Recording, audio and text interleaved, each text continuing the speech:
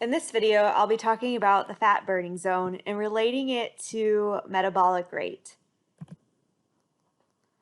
So before you can truly understand how scientists and fitness professionals came up with the fat burning zone and why people buy into it for losing weight, you first need to understand the difference between burning fat versus burning calories. People often use these two terms interchangeably, but ultimately, if you're trying to lose weight, you need to be burning calories or put yourself in a caloric deficit. So, for every 3,500 calories you burn and don't replenish, you lose 1 pound of fat. Therefore, although burning fat does sound better, we really want to be burning calories to lose weight. As we remember from a previous lecture, the definition of a calorie is how much heat is given off when a substrate oxidizes. So in other words, when we are exercising and breaking down ATP, as that ATP is being broken down, the phosphate bond is broken, how much heat is being given off as a result. If we compare high intensity versus low intensity exercise, we know that we are going to use more energy in the high intensity exercise because we're breaking down more ATP. As we break down more ATP, we are also going to be releasing more heat, which is the reason why if you do a higher intensity exercise task, you feel more hot than if you do a lower intensity exercise task. Metabolic rate is going to be expressed as VO2. So how much oxygen you consume is going to tell us how many calories you're burning. The more oxygen you consume, the more calories you burn.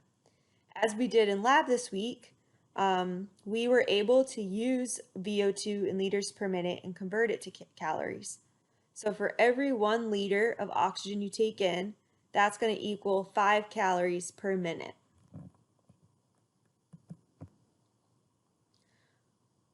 At rest and during low to moderate intensity exercise, we know that fat is going to be our dominant energy system. And this is going to be because we are mainly oxidative and we are able to get more ATP from a molecule of fat than a molecule of carbohydrate. So it's more efficient for us. It's also a good thing because we have an unlimited supply of fat, whereas we have a pretty limited supply of carbohydrates. So we want to be using fat as much as we can.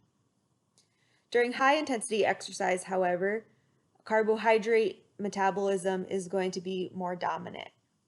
This is because carbohydrates can be broken down either oxidative or non-oxidatively. So with this high intensity exercise, when we have a greater oxygen requirement, we may not be able to get there all the time.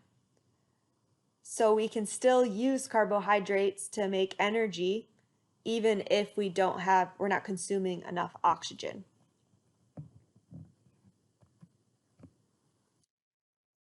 This shift or this change between carbohydrates and fat usage is represented in a graph called the crossover effect. So this is going to show us that during low to moderate intensity exercise, fat is going to be our dominant source of energy, with carbohydrate being secondary. However, we're going to get to a point of increasing exercise intensity where that's going to cross. And at that point, in this picture, it's at about 65%. Carbohydrate usage is going to now be more dominant than our fat usage. That point where they cross is called the crossover. Basically, at this crossover, this is going to be the point in the exercise task where it's the highest intensity that we can still use fat in. Therefore, when designing the fat burning zone, fat burning zone, it's going to use this intensity.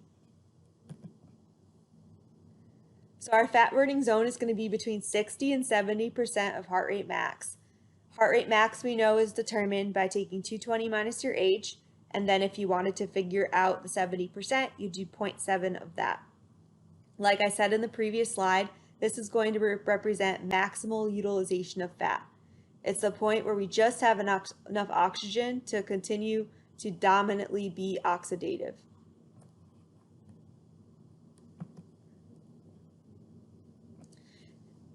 In this activity, you will be comparing the fat burning zone versus a higher intensity workout.